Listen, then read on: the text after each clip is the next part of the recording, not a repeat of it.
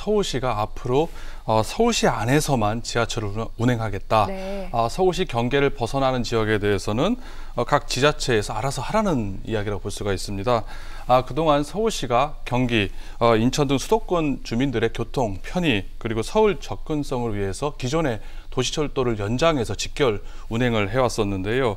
즉 직결 운행이라는 게 기존 노선에다가 선로를 추가로 늘리고 역사를 신설해서 손쉽게 지하철을 수도권 주민들이 이용할 수 있게 하는 방식입니다. 이렇게 되면 서울교통공사 승무원들이 운행 인력으로 투입을 돼서 시스템을 활용할 수 있기 때문에 손쉽게 수도권 시민들, 주민들이 지하철을 이용할 수 있는 장점이 있습니다. 물론 이를 서울시가 그냥 해주는 건 아니고요. 물론 각 지자체의 분담 비율을 받고 위탁 경영을 하는 형식으로 이루어져 있습니다. 하지만 앞으로 서울시가 이런 위탁 경영을 앞으로 하지 않겠다. 이렇게 바뀌었다 볼 수도 있는 겁니다. 즉 직결을 통해서 위탁 운영을 하는 것이 아니라 즉 그 경계에서 승무원들이 교대를 하거나 환승을 해서 각 지자체가 알아서 지하철을 운영을 해라라는 얘기라 볼 수가 있습니다. 만약 서울시가 밝힌 대로 직결해서 환승으로 전환을 하게 되면 수도권 시민들의 불편이 가중될 것으로 보여지는데요. 서울시 경계에서 이제 환승을 해야 되는 번거로움이 발생을 하게 됩니다. 또한 앞으로 지금 현재 추진 중인 경기 그리고 인천 지역의 각종 도시철도, 광역철도 연장 사업이 크게 차질을 빚을 것으로 예상이 됩니다. 그렇군요.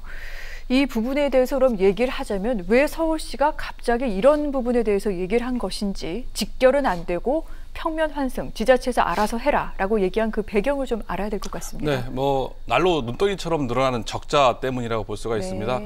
지난 한 해 서울교통공사가 적자액이 1조 원을 처음으로 넘었습니다.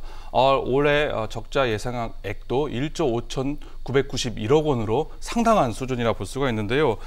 특히 적자 폭 증가 추세가 상당하다 볼 수가 있습니다. 한 해에만 5천억이라는 금액이 늘어났다 볼 수가 있는데요. 서울시 한 해 예산이 40조임에 비추어 볼 때 무려 4%에 해당하는 상당히 막대한 금액이라고 볼 수가 있습니다.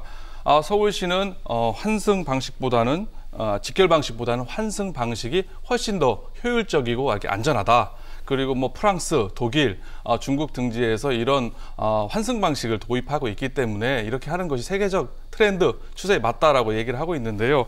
이거는 표면적인 명분에 불과하다 보여지고요. 앞서 말씀드린 것처럼 서울교통공사의 심각한 재정 상황이 가장 큰 원인이라고 분석이 됩니다.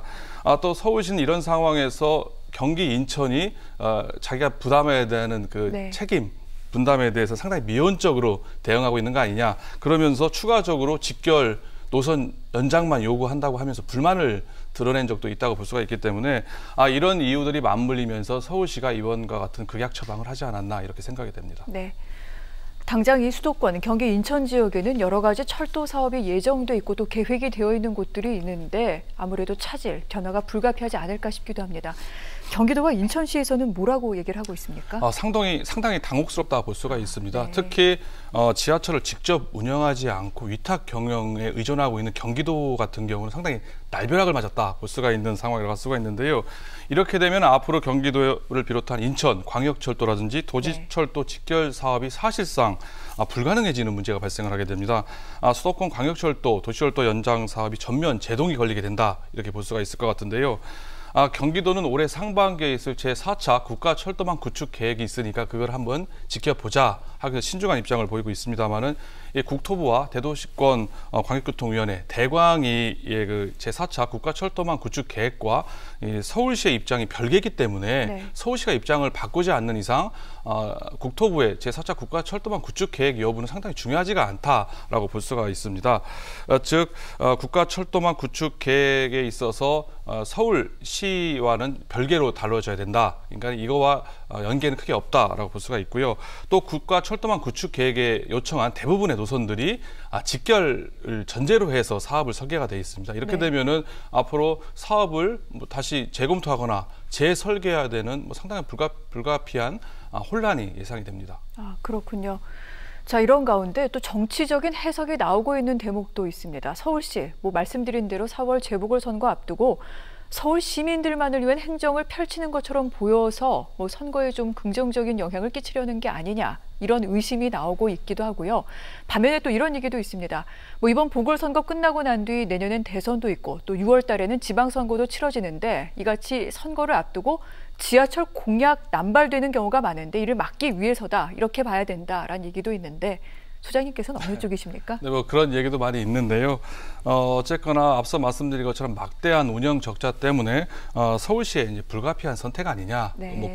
고육지책 아니냐라는 반론이 물론 있습니다만은 어쨌거나 서울 시민만을 위한 행정, 지자체 이기주의, 서울시의 갑질 횡포 라고 볼 수가 있는, 비판에 있어서는 자유롭지 못하다, 이렇게 볼 수가 있습니다. 네. 앞서 말씀하신 것처럼 다가오는 4월 서울시장 재보궐선거에 있어서 영향을 주기 위한 것이다라고 하는 분석이 있는데요. 제가 볼 땐 그건 아니라고 생각이 됩니다. 왜 그러냐면 이 문제가 서울시장 후보들의 공약사항이라고 보기는 어렵고요.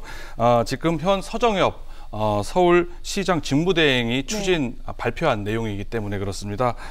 서울시의 고민, 내부 분위기는 알 수 있겠지만은 이런 중차대한 문제를 차기 서울시장 당선자가 결정하는 게 아니라 지금 직무대행이 이런 사안을 결정했다는 것은 다소 좀 문제가 있다, 무리가 있다 볼 수가 있을 것 같고요. 왜냐하면은 이런 수도권 지자체 상생과 협력의 문제이기 때문에 이건 3개 지자체 장들이 함께 모여서 함께 서로 논의, 타협과 설득을 해야 되는 문제라고 볼 수가 있습니다. 정무적으로 풀어야 할 부분이 많기 때문에 이거를 현상 유지를 해야 될 부단체장이 직무대행이 이걸 결정하는 것은 바람직하지 않다라고 말씀드리는 거고요. 3개 지자체가 모여서 수도권 상생 발전을 위해서 분담 비율을 좀 다시 정하거나 아니면은 국비를 어떻게 보조를 하는 형식으로 대화, 타협 그리고 설득을 통해서 대안을 만들어가는 것이 가장 합리적인 방안이 아닐까, 이렇게 생각을 합니다.